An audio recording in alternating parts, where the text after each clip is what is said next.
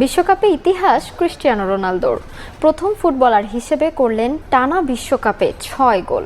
CR7 শোতে উজবেকিস্তানকে উড়িয়ে দিয়েছে পর্তুগাল, জিতেছে ৫-০ গোলের বিশাল ব্যবধানে।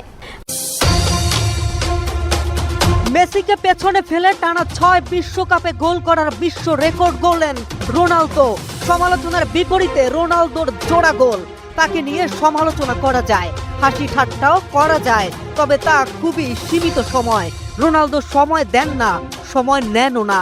নিন্দুকদের মুখ চুপ করিয়ে দিতে তিনি সুযোগ খুঁজেন, সময় নেন আর দেখে শুনে নিজের কাজটাই যেন করে দেন। প্রথম ম্যাচে গোলের দেখা না পেয়ে তিনি গোটা বিশ্ব জুড়ে সমালোচিত হয়েছেন, দাঁতে দাঁত চেপে সহ্য করেছেন সব। তিনি জানেন তিনি কে, তিনি জানেন তার কাজ কি, তিনি ভুলে যান না তার নাম ক্রিস্টিয়ানো রোনালদো। তবে শুধু নিন্দুকদের মনে করিয়ে দেওয়ার অপেক্ষা ছিল। গোটা দুনিয়ায় সবচেয়ে জনপ্রিয় মানুষ, ফুটবলের অন্যতম বড় ইনফ্লুয়েন্সার, সামান্য সমালোচনায় কি আসে যায় তার? রেকর্ডের জন্য রোনালদো মাঠে নামে না, রেকর্ডই তার পেছনে ছোটে। টানা ৬টি বিশ্বকাপে গোল করার বিশ্ব রেকর্ডটি গিনেস বুক অব ওয়ার্ল্ডে ইতিমধ্যে স্বর্ণাক্ষরে লেখা হয়ে গেছে। আরো অনেক কিছুই হয়তো লেখার বাকি। আর ৫ বিশ্বকাপ আসরে গোল করার রেকর্ডটি রয়েছে আর্জেন্টাইন মহাতারকা লিওনেল আন্দ্রেস মেসির দখলে। যুগের পর যুগ কেটে যায়, তবে কোথাও যেন মেসি রোনালদোর মধুর লড়াই থেকেই যায়। কোথাও মেসি আবার কোথাও রোনালদো এগিয়ে যায়, তবে জিতে যায় ভক্তরা। ভাগ্যিস মেসি রোনালদো ছিল, ভাগ্যিস কয়েকটা প্রজন্ম মেসি রোনালদোদের পেয়ে নিজেদের শৈশব রাঙিয়েছে। এই রাইভালরি আজীবনের, এই বিতর্ক আজীবন অমীমাংসিত।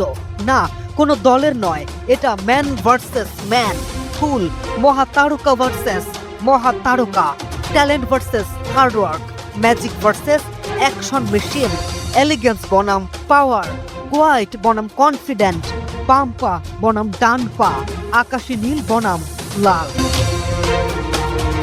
যুগের পরে যুগ কেটে যায়, বিশ্ব সেরা হওয়ার স্বপ্ন নিয়ে অগণিত ফুটবলার ভুল সময় তথা মেসি রোনালদোর যুগে জন্মায়। ফলে বিশ্ব সেরা হওয়া হয় না আর কারোর কখনোই, কেননা এই খেতাবিটা যে শুধুমাত্র দুজনের। তর্ক থাকতেই পারে, তবে তা শুধু ওই দুজনকে নিয়েই, যে তর্কের কোনো সমাধান নেই।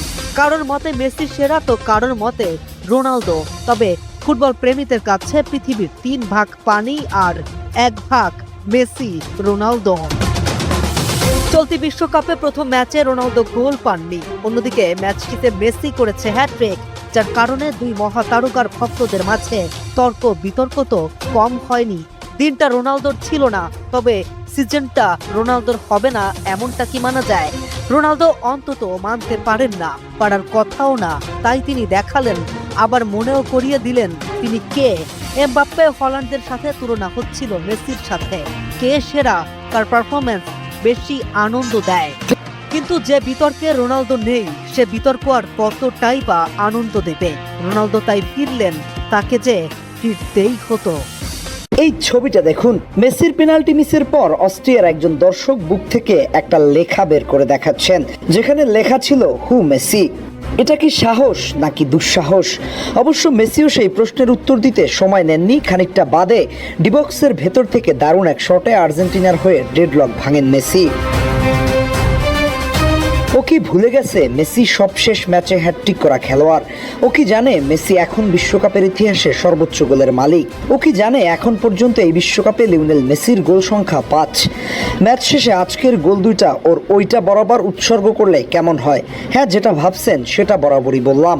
কাতার বিশ্বকাপের সেই কথা মনে আছে? সৌদি আরবের সাথে হারের পর সৌদির দর্শকরা মেসিকে ছোট করে বলেছিল হোয়ার ইজ মেসি। এরপরের ইতিহাস তো সবারই জানা। একজন লিওনেল মেসিকে এভাবে বলা কতটুকু শোভা পায়, তাও অস্ট্রিয়ার মতো একটা দলের সমর্থক যখন জিজ্ঞেস করে হু লিওনেল মেসি, তখন পাল্টা প্রশ্ন হয়ে দাঁড়ায় তোমাদের বাপ দাদাদের কাছে জিজ্ঞেস করো লিওনেল মেসিকে। লিওনেল মেসি বিশ্ব ফুটবলের এমন একজন কিংবদন্তি, যিনি শুধুমাত্র আর্জেন্টিনা নয় বরং পুরো বিশ্বকে নিজের কবজায় পুরেছে। তার জাদুকরী ড্রিবলিংয়ে মুগ্ধ হয়ে দুনিয়া জুড়ে তৈরি হয়েছে আস্ত একটা ফ্যানবেজ। তার ব্যাপারে জিজ্ঞেস করে মেসিকে, হোয়াট আ স্টুপিড কোয়েশ্চেন।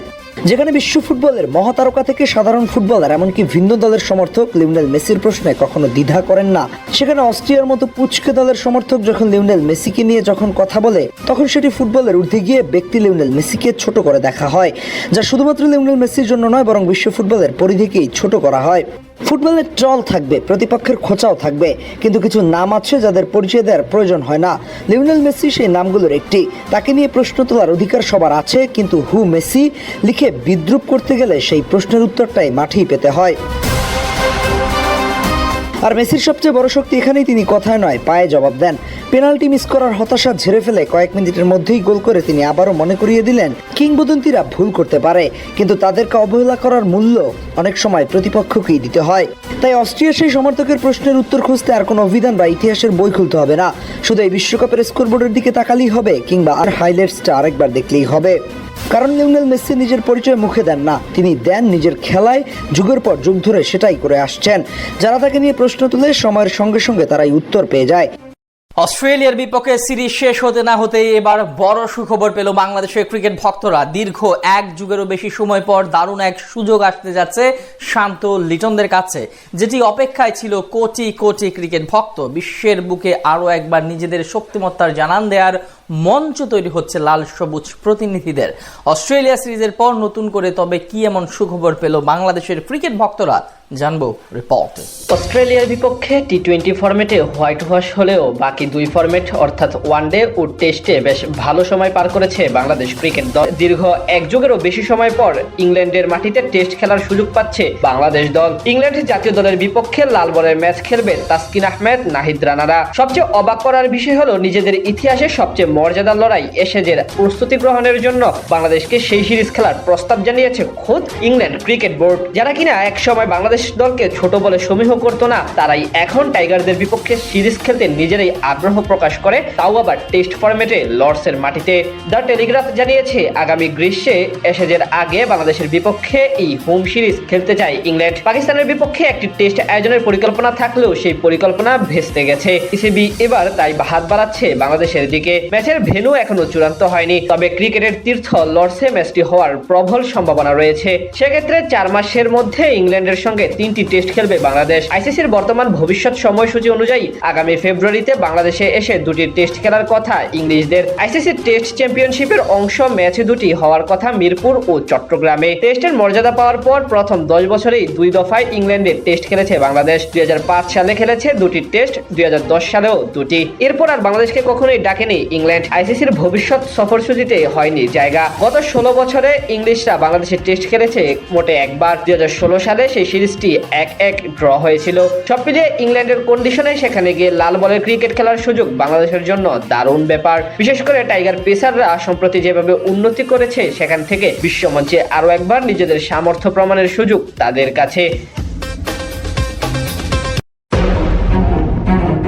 কতটা পথ হাঁটলে তাকে পথিক বলা যায়, ঠিক কত প্রহর কিংবা ম্যাচ অপেক্ষা করলে একটা গোল পাওয়া যায়। মেসির হ্যাট্রিক, এমবাপেরা গোলের পসরা সাজালেও রোনালদো ছিলেন নিষ্প্রভ, কিন্তু ফেরার রাস্তাটা যাদের চেনা ওরা তো ফিরবেই। দ্য ম্যান ক্রিস্টিয়ানো ফিরলেন, জোড়া গোলও করলেন।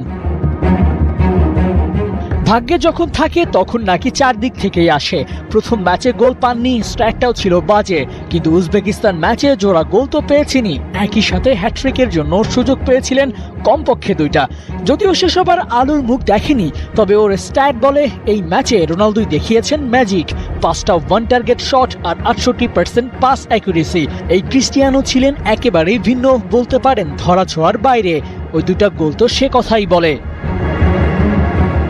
ম্যাচে dribble, header, big chance create সবই করেছেন CR7। রোনালদোর জ্বলে ওঠার দিনে সতীর্থরাও খেলেছে দাপুটে ফুটবল। 66% বলই পর্তুগালের দখলে ছিল। 17টা শটের বিপরীতে উজবেকিস্তান নিয়েছে মোটে 7টা। অপোজিশনের বক্সে মেন্ডিসরা যেখানে 36 বার বল টাচ করেছে, সেখানে ওদের সংখ্যাটা 6। শক্তিমত্তায় আকাশ পাতাল ব্যবধান, তবুও পর্তুগালের এই কামব্যাক যেন রোনালদোর হয়েই কথা বলে।